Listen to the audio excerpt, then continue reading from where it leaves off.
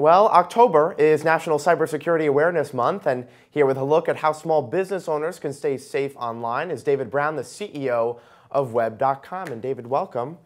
Thanks. It's great to be here in New York. It's good to see you. And of course, the deadline just passed for retailers and credit card companies to switch over to what's called EMV technology. Yep. Why don't you tell us a little bit about what this is and how it's going to help cut down on credit card fraud?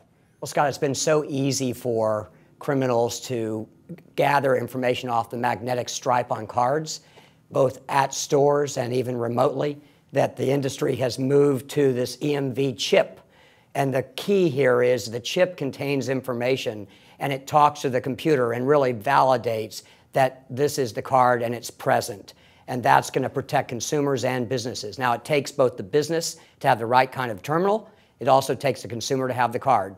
Good news is all the credit card issuers are now sending out these EMV cards. So any consumer, look in your mailbox, your new card's on its way. Right, don't be surprised if you get a new card. Absolutely. But on the corporate side, Target, Walmart, Walgreens, and Costco have now changed to the new system in terms of being able to process these credit cards, because if they don't change, they're going to be responsible for any credit card fraud. Now, if I'm a small business owner who hasn't quite yet changed over to the new system, what should I be doing now? What tips do you have? It's time to start making the change, actually.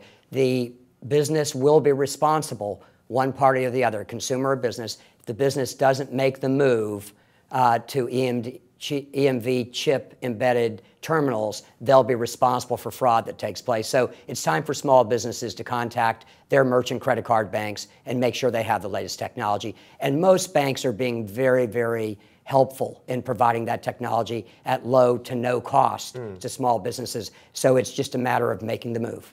And of course, we should note that this change does not apply to online purchases. So if I'm a small business owner and I have an e-commerce site, how do I keep that site safe in general? And the most important things to do are make sure that you have security enabled in your website. There are a number of third-party solutions that will keep your site secure. This is also good for consumers. When you visit a site, you want to make sure that it's SSL protected and that there's security there. So that's the biggest step that small businesses can take. And you don't necessarily need to invest a lot of money to keep your site safe, right? Not at all. This is from free to literally $100 a month, depending on the level of service you want to get. And so it's very easy for small businesses to make the shift to secure online purchasing. And what about consumers? I mean, what can they do to keep themselves safe when shopping online? I mean, just a few days ago, T-Mobile was the latest company, retailer to have another data breach. Yep. The reality is none of us can prevent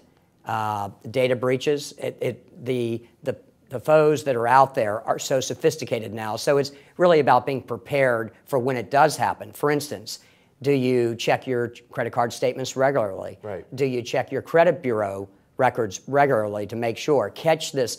If you catch it and report it on a debit card, you're going to be protected. And on credit cards, you're always going to be protected. So for the most part, consumers are going to be protected from this kind of fraud. It's really just a matter of the inconvenience that goes with it. All right, and just very quickly, do you think companies, the government, and even consumers are doing enough to make the web safer? Well, I think we're just beginning to wake up to how hostile the world has become in the cybersecurity world. So I believe you're going to see, in the cases that you mentioned earlier, the Target, the Home Depots, tens of millions of dollars of investments recently to protect themselves and their customers. You're going to see a lot more investment by businesses and the government. And I think we're at the earliest stages now of people saying, hey, this is important, let's get on it.